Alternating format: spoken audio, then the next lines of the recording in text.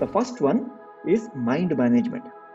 Patanjali talks about mind management. The second is, what are the steps, what is the recipe to experience inner peace? A systematic way, guaranteed way that my mind will be relaxed. Because when I sit for meditation now, the mind is tormented by thoughts.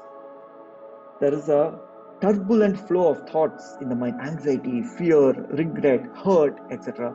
And even the body hurts.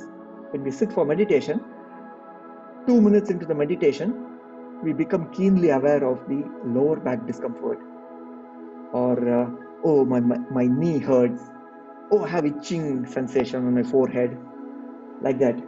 So how can we do some practices so that the mind can settle down and relax, experience inner peace? That is the second aspect. And the third aspect is how to blossom our potential to fullness, how to access our superpowers. So that is the third aspect of Patanjali's Yoga Sutras.